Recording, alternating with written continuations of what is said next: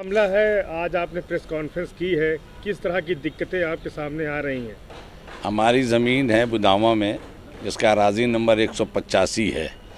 उसमें नुज़रत अफरोज़ ने एक रजिस्ट्री करार रखी तथ्यों को छुपाते हुए, और उसमें उन्होंने कई बार कब्ज़ा करने की कोशिश करी है।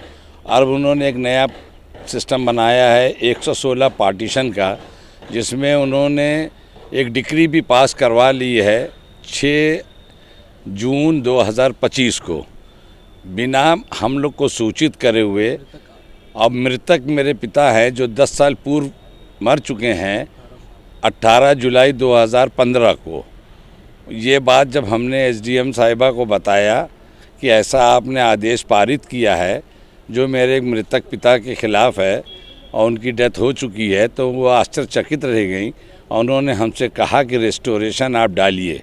हमने रेस्टोरेशन डाला है 16 जून 2025 को, मगर अभी तक उसमें कोई कार्रवाई नहीं हुई है। और जब हमने इस बात को न्यायिक एसडीएम को बताया कुछ दिनों बाद, तो उन्होंने कहा इस केस को मैं देखूंगा। और जैसे भी उसने गंभीर रूप से लेने की कोशिश करी, इन लोगों ने कोई बहस के दिन आए नहीं। और अभी हाल में जनवरी 8 तारीख को उन्होंने हमको बहस के दिन ये बताया कि आपकी फ़ाइल स्थानांतरित करा दी गई है करछना को, जिसकी कोई भी सूचना हम लोग को नहीं मिली। ऑफिस में जाके जब पूछा हमने डीएम ऑफिस में, तो उन्होंने बताया कि आपका लेटर स्पीड पोस्ट से गया था मृतक के ख़िलाफ़। तो मैंने कहा मृतक के ख़िलाफ़ अगर आपने आदेश वो भेजा स्पीड पोस्ट, तो हमको तो मिला नहीं।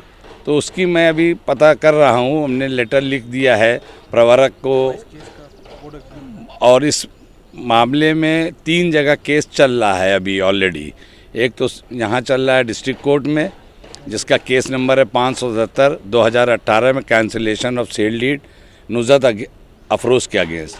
और टाइटल डीड की चल रही है के बोर्ड ऑफ रेवेन्यू में, जिसकी 22 तारीख को, जिसका केस नंबर है 278/2022।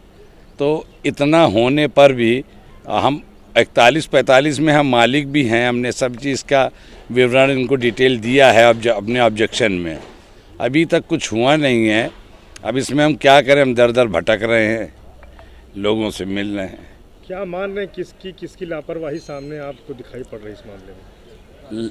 राजस्व विभाग ने हमारी पहली बात तो जब ज़मीन खरीद के हम लोगों ने ले लिया, तो एक अमल दरामद की रिपोर्ट गई थी 2006 में, जिस पे राजस्व ने उसकी एंट्री नहीं करी।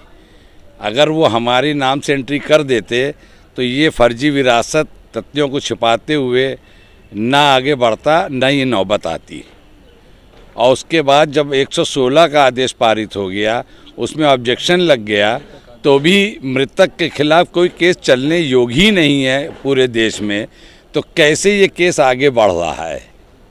और इसका ट्रांसफ़र भी हुआ तो मृतक के खिलाफ स्पीड पोस्ट से भेज भी दी गया, और उसका भी हमने अभी कंप्लेंट डालने की कोशिश कर रहे हैं। अभी हम रिकॉर्ड निकलवा रहे हैं वहाँ से, डाकघर से, कि किसको रिसीव हुआ है, किसको इन्होंने बीच में उठा लिया, कोई फ्रॉड इसमें भी किया है, क्योंकि इनका पूरा काम ही फ्रॉड का है। जितने भी कागज़ हैं सब उन्होंने उल्टे सीधे करे हैं। और जितनी बात मैं कह रहा हूँ आपसे, इस सब कागज़ के ऊपर है, और वो भी मेरे कोई कागज़ की नहीं, ये सरकारी कागज़ों की मैं बात कर रहा हूँ, जिस पे हम आपसे बात कर रहे हैं। मेरा नाम इरफान उल्ला है, पुत्र स्वर्गीय हशमतुल्ला, 347 शास्त्री नगर, सदियापुर का रहने वाला हूँ।